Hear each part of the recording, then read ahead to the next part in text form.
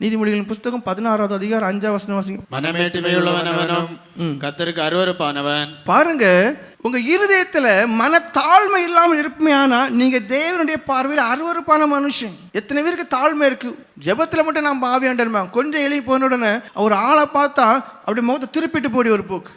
மனமேட்டிமை. நீங்க எல்லாம் தேவனுடைய பார்வையில் அருவருப்பான ஜனம்.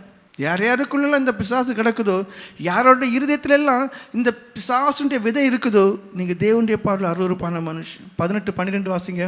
அழிவு வருமன் மனுஷனுடைய இருதயம் இருமாப்பா இருக்கும், மேன்மைக்கு முன்னானது தாழ்மை.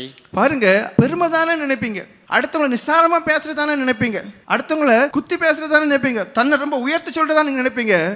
அதுக்கு முடிவு என்ன தெரியுமா? அழிவு, தண்டனைக்கு தப்பான இருக்கு. நெபுகாத் நேச்சரை பற்றி உங்க எல்லாருக்குமே தெரியும். எல்லாம் நான் தான் சொன்னார். தேவன் என்ன பண்ணிட்டார் தெரியுமா? 7 வருஷம் புல்லுமேன்ட்டார். எல்லாம் அவருடைய கிருபை என்று சொல்லி அவரை உயர்த்தலை. ஏரோது தன்னை பெருமையாக பேசினான், எல்லாம் நான் தான். நீ ஆண்டவர் ஒரே அடிதான் புழுக்க வச்சுட்டார். ஆனால் யோசேப்புடைய வாழ்க்கையை பாருங்க, சாதாரண ஒரு மனுஷனாக இருந்த மனுஷன், தாழ்மை உள்ள மனுஷன், சோதனை நேரத்தில் தேவனையே சார்ந்து வாழ்ந்த மனுஷன், ஒரே அடியாக உயர்த்திட்டார். உங்களுடைய வாழ்க்கையை நீங்கள் பார்க்கணும். பெருமைக்குரிய எண்ணம் இருக்குதா? சிந்தனை இருக்குதா?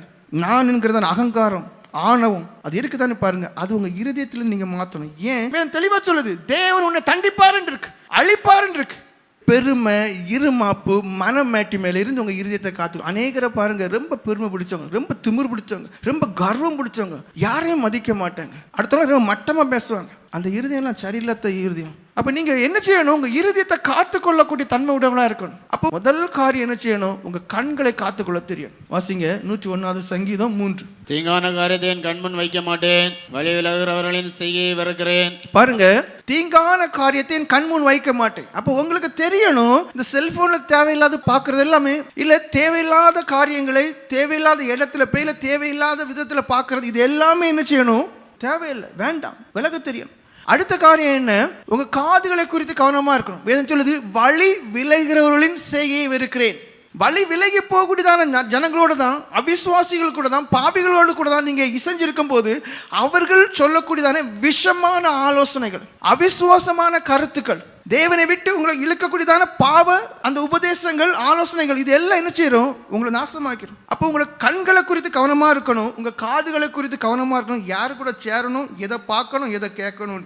1 கொரிந்தியர் 15வது அதிகாரம் 33வது வசனம் வாசிங்க. மோசம் போகாதிருங்கள், ஆகாத சம்பாஷணையில் நல்ல ஒழுக்கங்களை கெடுக்கும். பாருங்க, நீங்க உண்மையிலேயே உங்க இருதயத்தை எல்லா காவலோடும் காத்துக்கொள்ள வேண்டுமே. ஆனால் நீங்க பார்க்க கூடாது, நீங்க கேட்க கூடாது.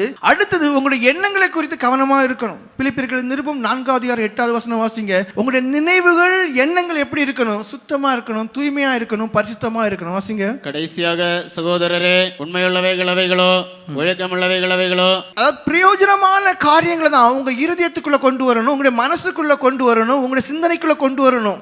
அதை தான் யோசிக்கணும். அதுக்கு மாற ஏதாவது வரும்போது அது வீண் சிந்தனைகள்.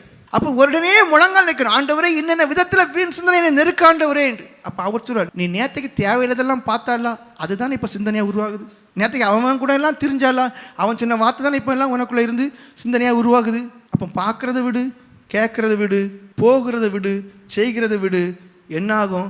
சிந்தனை சுத்தமாகும்.